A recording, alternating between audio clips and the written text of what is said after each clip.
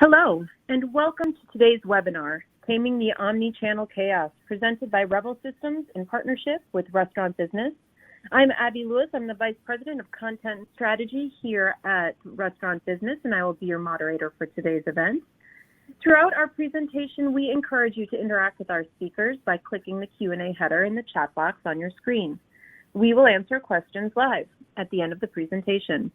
If you are experiencing any technical issues, please use the help button at the top right of your screen. Our speakers today include Chris Libier. He's the Chief Strategy Officer at Revel Systems.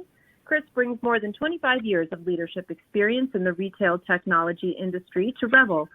Prior to joining Revel, Chris served as the COO for Credible, a digital marketing company that was acquired by Advisor Engine, and as the Vice President of Strategic Development for NCR, focusing on innovation, partnerships, and M&A. Over 15 years with Radiant Systems, which was acquired by NCR, Chris held a variety of roles, including President of the Special Retail Division and EVP of the Convenience Store Division. Joining Chris is Joe Paulus. Joe is the Managing Partner for Technomic Advisory Group.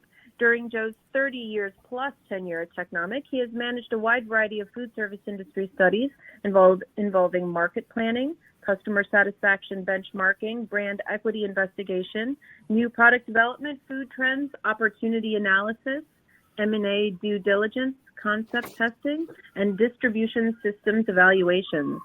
He has special expertise in the areas of industry market trend analysis, market metric, and forecast modeling and implications development. I'm going to go ahead now and turn it over to Chris, who's going to kick off today's webinar. Take it away, Chris. Thank you, Abby, and welcome, Joe, and to all of you out in the audience. Thanks for taking a few minutes to be with us. I know how precious your time is. So we're going to talk about this omni-channel topic.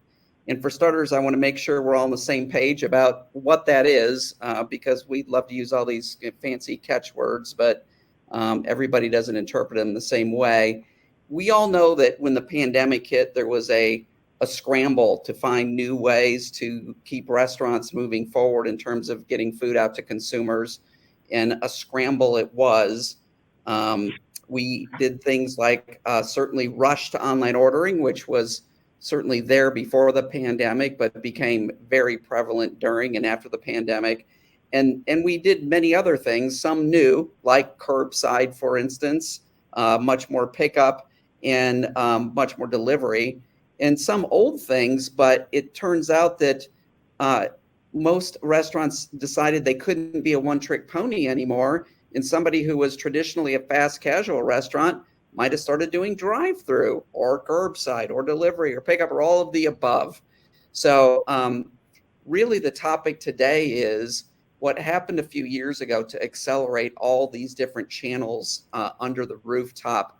Really, where are we at today? How do we move forward? And I want to plant a seed with you that's really kind of, I realized, a little bit opposite the title. Taming the Omni-Channel Chaos sounds very negative, so to speak, like it's out of control. And in some ways, there are a lot of opportunities to get it more under control.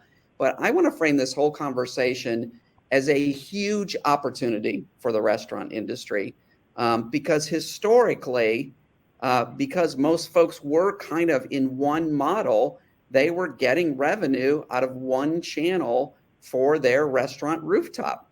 We have the opportunity going forward to get revenue out of many different channels, and in fact, increase the total revenue for a rooftop significantly, which is a really positive thing. So I think this is a glass 90% full type of opportunity.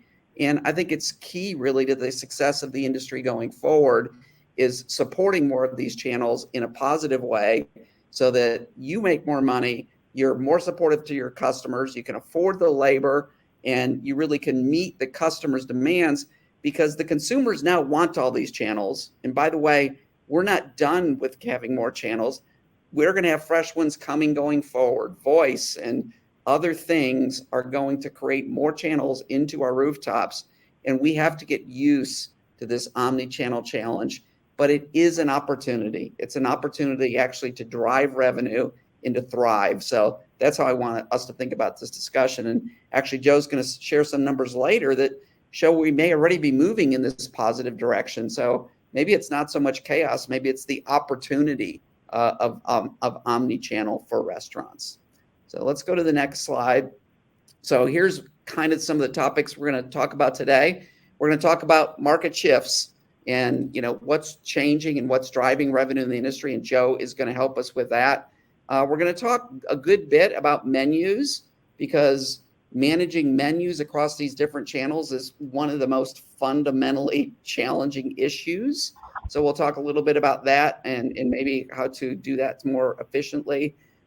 We got to stay, of course, competitive against the challenges in the industry. And I think there's two sides to that. One is the costs, in shortage on the labor side. And the other is this constant consumer demand for new things, which creates constant change. And because of that constant change, we know that we've got to reduce human error, and we've got to figure out how to run a more sophisticated restaurant, but not increase the number of mistakes we're making, hopefully even maybe decrease them. So how can we get to this situation where the omni-channel actually is optimizing ROI for us instead of creating chaos? That's really what we're going to talk about today. So as a platform for that, Joe is going to take us through a recent survey he did, and Joe can tell us the backdrop for that I actually think has, a couple of numbers that are going to be a little bit surprising to you. So Joe, let's talk about some numbers. Yeah, thanks, Chris. Good afternoon, everybody. We just completed a survey on behalf of Revel, and we are also sprinkling some of our own data related to a number of metrics relative to this omni-channel situation. Just to give you some background, we did a survey of a representative sample of limited service restaurants, which include quick casual, as well as of QSRs, and then full service restaurants, which certainly include mid-scale, casual dining, and fine dining restaurants. And we weighted the data appropriately. And I think there's a couple of, when we first look at the increase in restaurant unit sales. So this is average unit volumes for restaurants in each of these different sectors comparing 2019 to 2022. So if you look at limited service restaurant, the average limited service restaurant actually increased their unit volumes by $200,000 between 2019 and 2022. And if you look at the percentage, that's about 24%. That's a big increase over a 3-year period. Now, keep in mind, we've had some inflation. But even if we back out the inflation, again, that's a 24% increase. If we back out the inflation, it's still about a 10% increase, which is, again, pretty large in the whole scale of things. So that's basically telling us that the average operator is doing 10% more business than they are today than they did pre-pandemic. And on the full service side, you see that number is a 19% increase. And again, if we pull out the inflation number, the increase is 5%. Now, some of this is due because there's fewer restaurants in the market than we did pre-pandemic.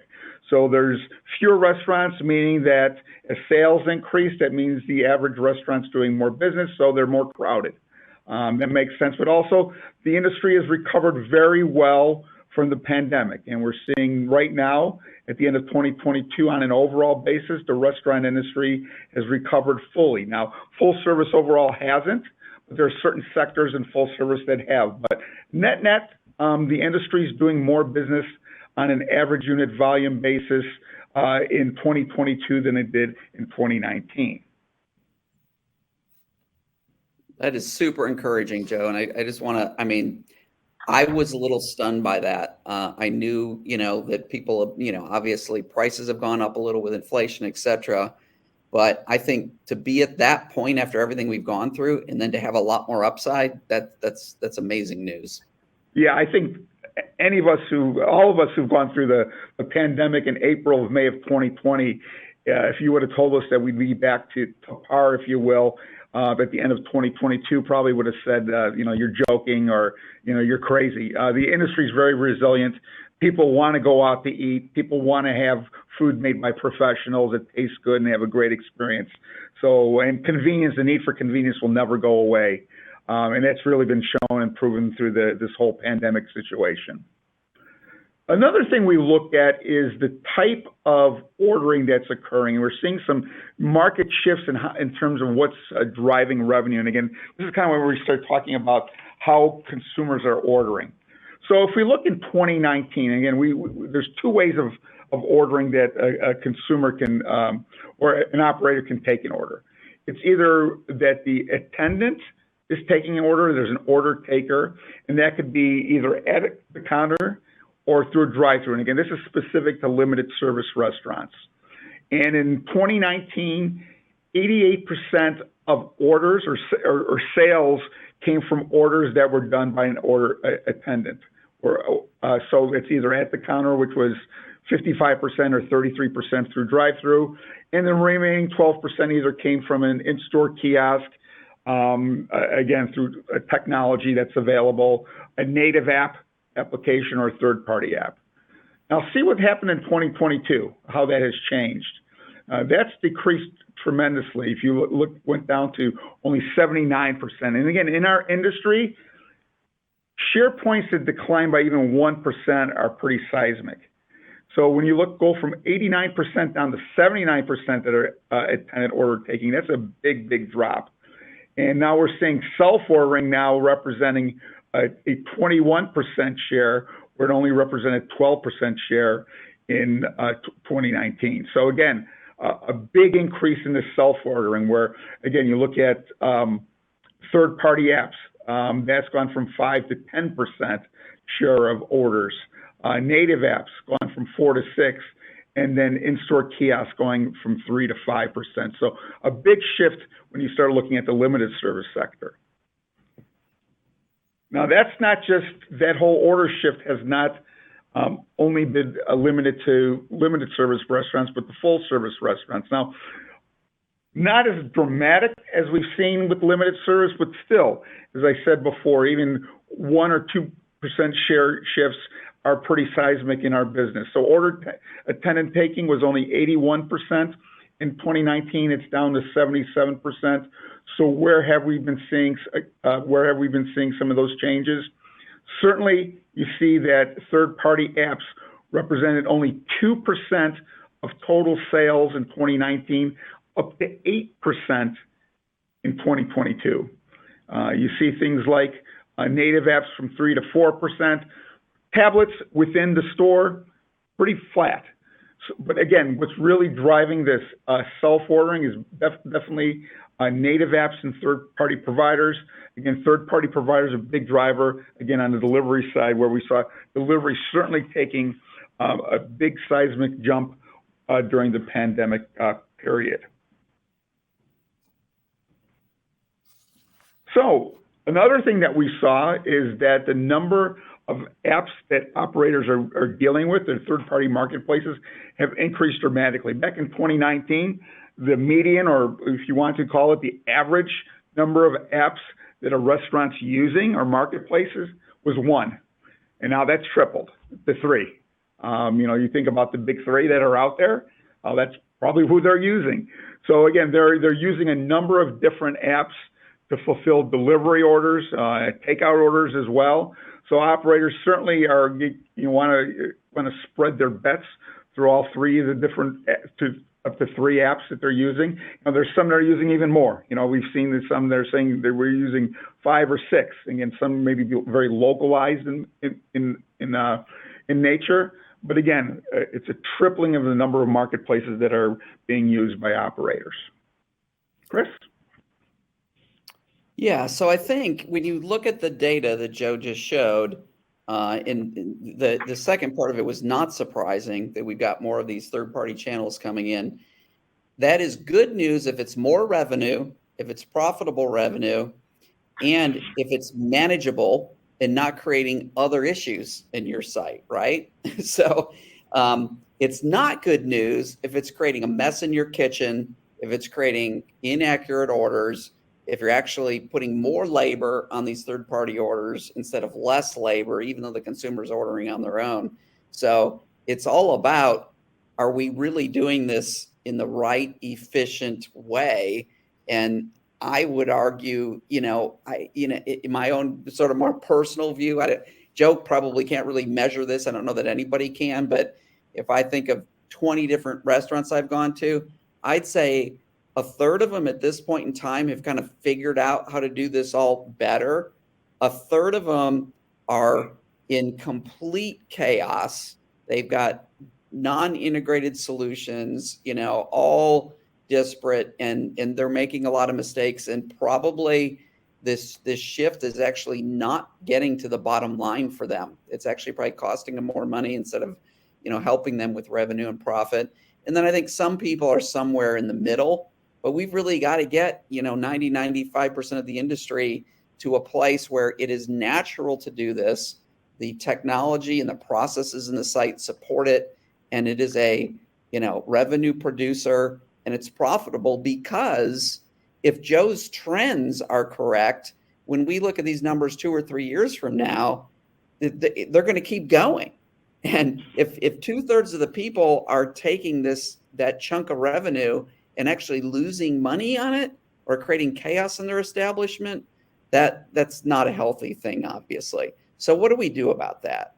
My most central point here is that you have got to figure out how to get all of your ordering and all of your consumer actions into one place.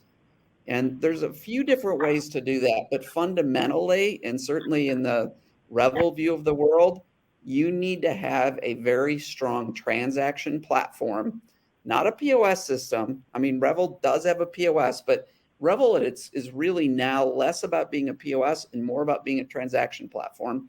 And you've got to get all the different things that you're doing in terms of interfacing with consumers fully plugged into it directly. You can't have stand beside stuff. You can't have sort of multiple systems of record, where orders come in one place and then you got to enter them again somewhere else, or, you're getting your payments reconciled in 2 or 3 different accounts because you're working with different businesses and companies. That is just way too much complexity, and it's way too prone to error.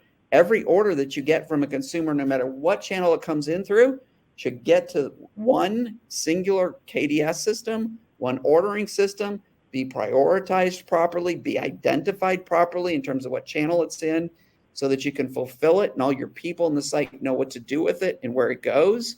Because it's hard for them to figure out when there's 3 or 4 or 5 channels and somebody just made the food. Where's it going? Is it going to a table? Is it going to a shelf over there? Is somebody coming to pick it up? Is a delivery guy coming to get it? Is your delivery guy going out the back door with it? That is a lot.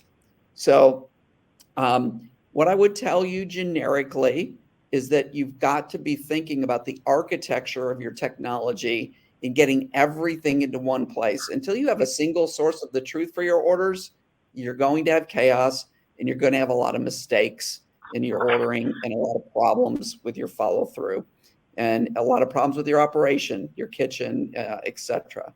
So, at Revel, we're showing you a copy of our screen here, but we've put an inordinate amount of R&D in the last 2 or 3 years, really post-pandemic, honestly.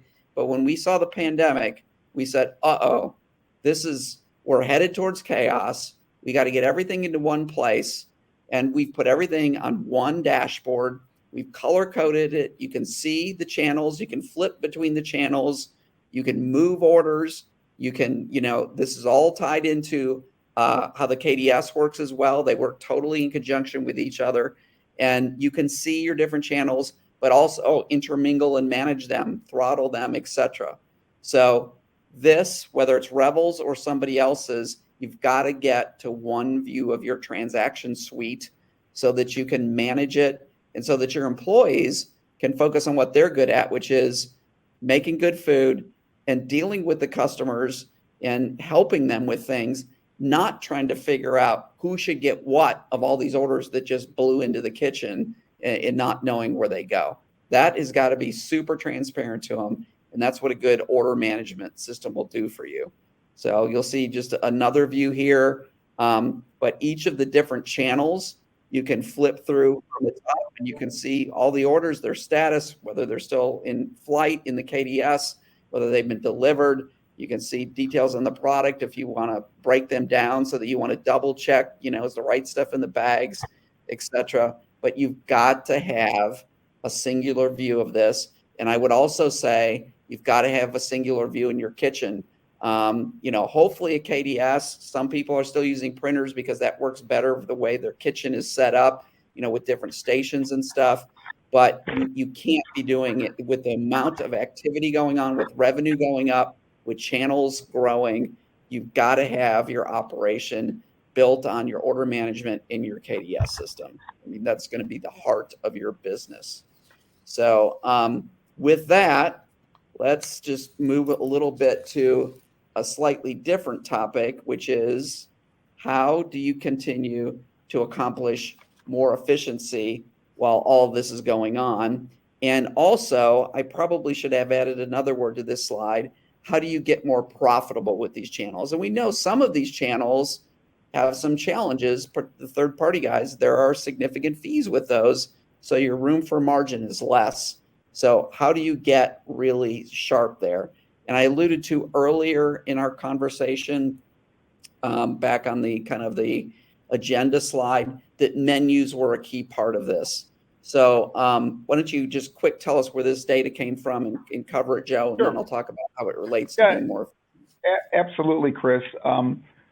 Based on our survey, you can see that, compared to 2019, restaurants today are using more menus, on average, 2 more menus. Now, where is this coming from? Why are we using all these menus and why is it increasing? Well, we know that many operators, especially if you're a chain, have regional menus or local menus that might differ. We're seeing more and more menus that, because some off-premise items or some menu items don't carry well, may not be offered on the off-premise menus. There may be a delivery menu, and there may be an on-premise menu, where items are only offered for on-premise versus delivery. But we're also seeing that, DoorDash has been pretty vocal about this, is that there's different pricing. There's pricing that is higher for delivery versus on-premise. So, we've heard that DoorDash gives preferential treatment to a placement to those operators that don't do that.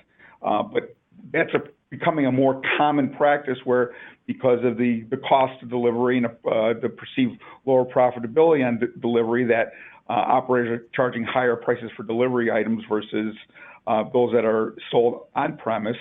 So that's a separate menu. Those are 2 different menus. So again, we're seeing the number of operators used by a restaurant, even having the same item, having different descriptions or different pricing. That's adding to more of this complexity and chaos that operators are dealing with that Chris talks about. Yeah, and I think I think fundamentally this will continue. The 6 is gone to 8. I predict in 3 years it'll be 10 or 11 on average. And here's my argument. You don't have to overthink this. It sounds a little bit scary, but I think it's not. Each one of your channels, even your own takeout channel, versus your drive-through channel versus your, in-store channel, you can think about the pricing differently for each of those. There are different characteristics of that channel for you and the consumer. There's different costs for you. Now, and I think if consumers are going to get more used to, think about what's happened in the sports space where, for those of you not so familiar with it, tickets to sporting events really in all the major, sports at this point, 20 years ago, the seats were the same for every game all season for whatever spot you were in the stadium. Now, every game is different. It depends who you're playing. Is it a popular team? Is it not a popular team? Is it on a Tuesday? Is it on a Saturday? Every game is different. The pricing fits the situation. There's no reason you can't fit your pricing to the situation. And as Joe said, there's also some items that shouldn't be delivered. There's also some items that are actually great for pickup. Maybe you want to sell a ton of pies for pickup, and that's a whole different additional menu for more revenue for you, etc. Think of each channel as a business.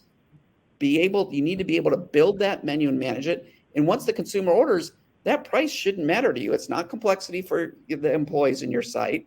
And the question is, do you have a solution in your technology that allows you to manage those menus across the channels and across your geos and lets you manage the business to profitability? So that's going to be a necessary thing going forward. And that's going to be the difference between highly profitable and marginally profitable restaurants, I believe, is your ability to manage menus and manage the efficiency of these channels. And also know things like when you're out of stock, when things get 86th, as the menu changed. Do you want to change the prices for this weekend because Taylor Swift's in town and there's an extra 150,000 people in Chicago? You need to be able to do those things, and a good system will allow you to do that and should allow you to do that. And if your current system today doesn't, you're leaving money on the table. So Joe, tell us a little more. You also backed up a step and took a view of what is the industry concerned about right now, and share that, because I think that ties into this same omni-channel topic. Yeah, what we did is kind of took the temperature of the industry from both a limited service and full service operator perspective. The red bars are what full service restaurants are feeling.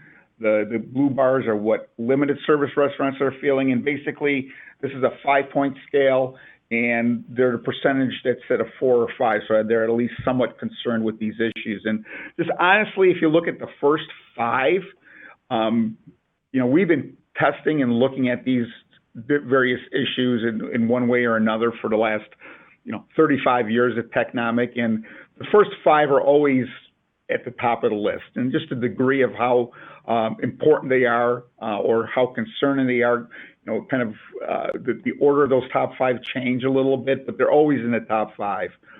So labor obviously is, you see labor costs at number 1, labor recruitment, labor retention. Big issues for the industry overall. And on an overall basis, you kind of see that for limited service, it's more of an issue than it is for full service restaurants.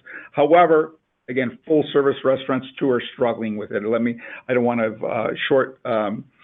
make that a short-sighted issue for full service, because it certainly is a big issue for it as well. But then you kind of look down the list here that I think there are some things that are also not as pressing, but still important. You look at supply chain. We know supply chain was very much a mess coming out of the pandemic, but it's still concerning for the industry, where you look at the limited service space, 50% of operators say it's a concern, 41% with the full service restaurants. You look at kitchen management. 38% of full service restaurants are still dealing with the kitchen management situation. Employee training, again, that talks about labor more with limited service restaurants, with the turnover happening, with labor costs being sky high. I also think very interesting when you look at limited service restaurants, managing multiple revenue streams. 43% are having issues with that compared to 26% with full service restaurants. So almost, 50% of limited service restaurants. So, how are we combating those challenges as an industry? All of these, at the end of the day, even though they may not be very concerned with these issues, they are concerned. They're just priorities. They're just prioritizing these in terms of A priorities, B priorities, and C priorities. Certainly labor and food costs are going to be A priorities, but these all others are in the back of the mind of operators, and they're ones that they have to deal with on a day-to-day basis. We asked the question about increasing their tech budgets, and operators, almost 3 in 5 say they plan on increasing their tech budgets in the next 2 years. They realize the importance of tech, not only in perhaps helping with reducing labor costs, but they think about order accuracy. They think about cost savings in other areas outside of labor. They think about productivity. They think about all these different areas. They think about managing supply. So again, tech is going to play a major role in their investment going forward in their business. So how are they going to spend? What are their priorities? Where are they going to increase their tech spending? Number 1 is on POS systems. This doesn't surprise us, because that's the first thing many operators think about is POS systems. But you see some other things that are popping up here which were very interesting to us Inventory management, 34%.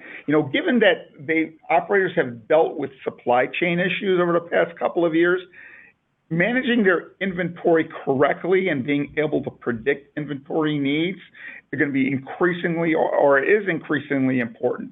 So being able to manage their in-store inventory and how they need to replenish that has become more and more important. You see pay at the table or order at the table. Two things on this list as well. Again, labor savings initiatives that operators see that are going to come to fruition where they need to invest in. Digital menu boards, 29%. Why this is important, again, Chris talked about this dynamic pricing. During peak periods, taking price a little bit and being able to take advantage or leverage that demand and being able to get more profitability during those time periods. And during lulls, taking maybe price down a bit to encourage more traffic. Supply chain management, which talks to inventory management, scheduling software. Again, when we start talking about labor, same thing with productivity training. So there's a lot of things that operators are thinking about. And again, this talks to where tech is going to be more important going forward. Now, operators are collecting a lot of data today. A lot of data about their customers, a lot of data about their menus. So, how are they planning on using this information? What's the best role of using this type of information? And that's the question, again, we asked our panel of operators. What are their strategies? Well, first of all, it's customer targeting. How do we market best to these consumers? What are their demographics? What are their lifestyles like? What are their preferences? Using all that information to really understand who our customer is and provide them the best offering, the best value, and again, being differentiated to that unique group that we're trying to bring into our operations. The second is a menu.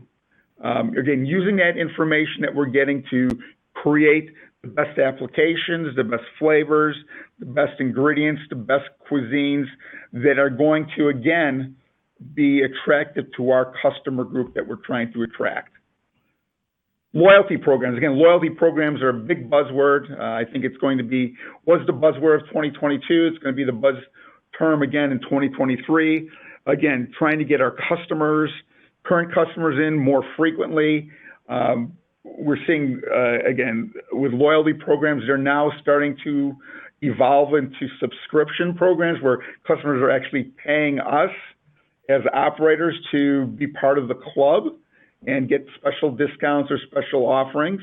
And that, I think, is kind of the holy grail of loyalty programs where where they pay you to be part of that special, again, the special club.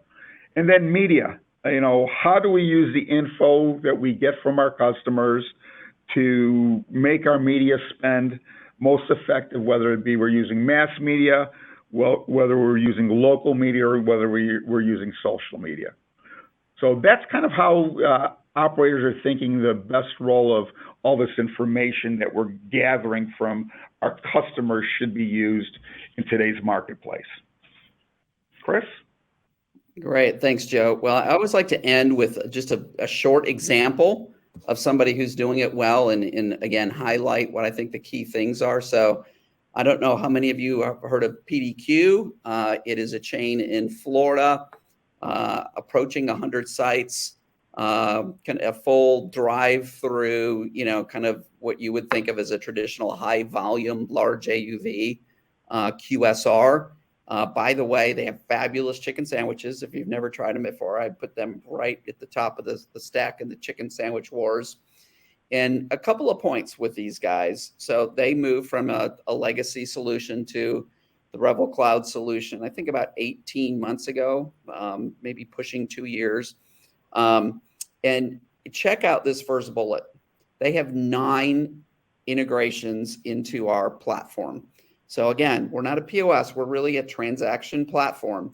And every one of those 9 integrations that give them different, channels for consumers to order, that support their loyalty program, etc. Every one of them is fully and directly integrated in the POS platform. None of them are stand beside, quasi-integrated, kind of a different version of the truth. It's all flowing into one place. The orders are all in one place, all in the same KDS, all in the same reporting, all under the same payment structure. With all that going on, and we'll talk in a second. I know for a fact they're planning on a few more integrations as they continue to innovate, and they'll be able to plug those into the platform. So super important to have a tech stack that allows you to keep plugging new things in. They do a lot of drive-through today, but have, of course, an omni-channel, a hybrid type of approach, and they are very, very disciplined. For those of you saying, okay, how do I make sure order accuracy and all of that? Tech plays a role in many of the things I've talked about today. They are also very, very focused on building the right kind of training program, and then driving a process using the technology that is very clean for their people to use. There's just very few decisions to be made. It's just all kind of moving everybody through the process from order to build to delivering the food. And that is super key as well. I don't want to underestimate the whole answer here is it's not just tech. Tech is a big enabler, but operational processes and change management are key with all the new things that are going on. So, tech alone is can't do that part of it. And you do need to get your staff, in line, and you need to get the staff to learn how to make the adjustments each time you drive a new innovation into your business quickly, so that you're serving your guests well. So, a couple of notes I think also on them. On this evolving menu flow, right? I just kind of really beat the drum on how important menus are for you to drive future profitability, and thinking about having probably more menus in your business. PDQ is already doing that. So this first box is kind of a circle, is a big check mark for them, and they've seen huge results from that. A couple of things they're headed towards going forward. They're looking at geofencing. Because they get a lot of orders from off-prem, and they really don't want to make the orders, 20 minutes early and deliver cold food and a bad experience. And they also want to know when the people are, close enough and where they are when they get on property to deliver this to them. So they are looking at how can we do all this off-prem stuff, build a process, use the technology to recognize when people are there. And that will be, another integration into the platform. They are also looking at new things as they're very forward thinking as new channels pop up. Whether it's in a big drive-through operation, people ordering from their cars and using the computers and the voice capabilities of their cars, or other types of channels. These are all on their radar. And they also have a platform with Revel where they can go test some of these things, without making a full commitment to them.